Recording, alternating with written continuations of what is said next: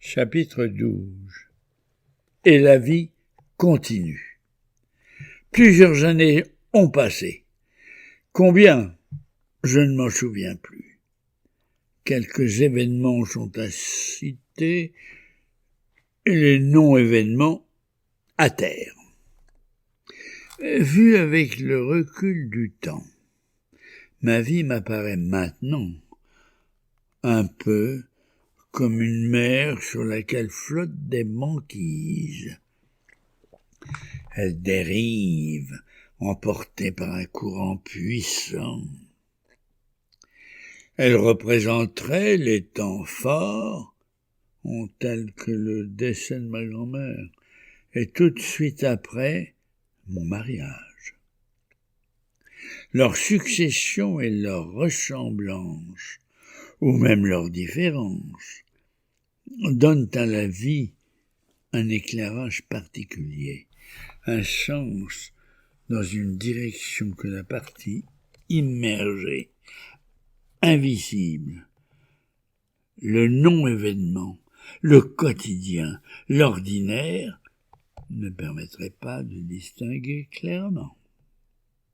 Ce pourrait être aussi un film à épisodes, dont certaines séquences sont seules tournées en gros plan. Le projecteur qui éclaire l'image, c'est le temps. Sur le moment, on ne voit rien ou si peu. La mort de ma grand-mère mérite mieux que des clichés ou des euphémismes. Elle est morte courageusement et avec classe, ainsi que toute sa vie permettait de penser qu'elle le ferait.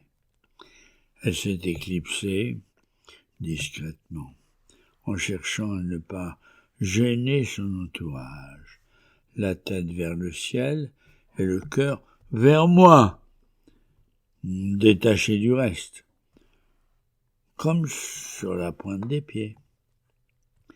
Ce fut la première morsure vraiment cruelle de ma vie. Et plus la peine est grande, moins on souhaite d'en parler, n'est-ce pas? Ma grand-mère n'était plus là, mais la vie continuait. 2 mois après cet événement, j'étais marié et surpris de l'être.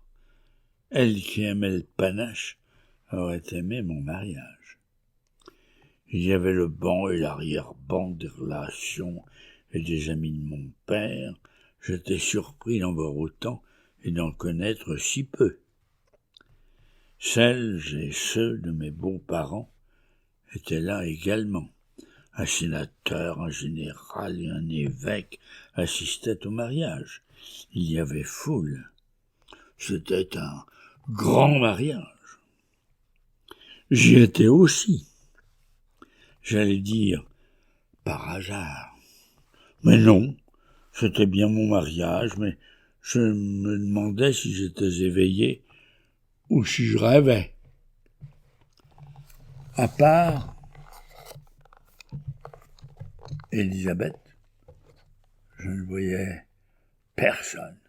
Elle était superbe, blonde aux yeux bleus, innocent. Elle était vraiment très élégante dans sa robe de mariée signée d'un grand couturier. Mais j'étais très amoureux. Élisabeth revenait de Floride, où elle avait récemment remporté un prix de beauté. Elle était beaucoup plus jeune que moi. Qu'elle ait accepté de m'épouser, c'était assez flatteur. J'en étais conscient et souhaitais vivement de ne pas la décevoir.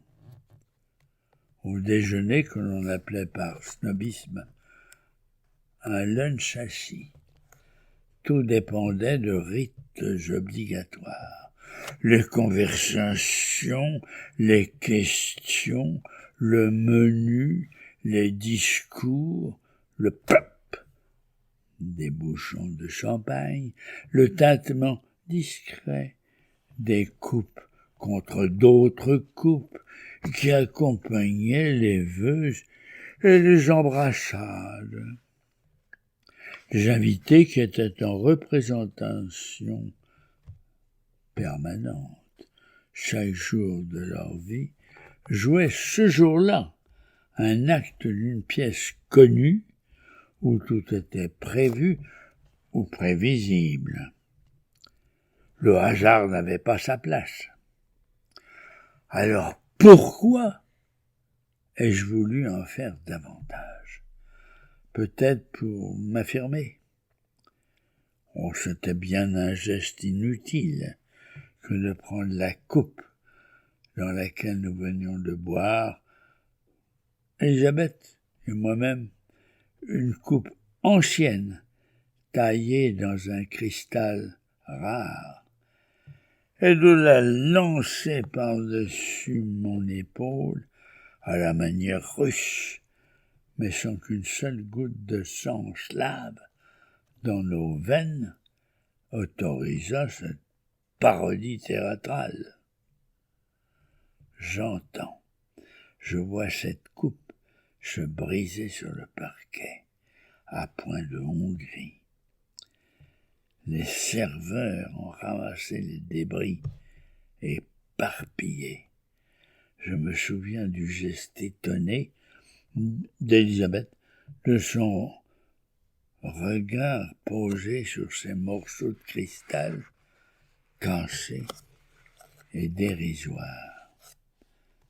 Ce souvenir est pour moi comme un augure, le présage d'un bonheur éclaté, et l'explosion allait bientôt avoir lieu.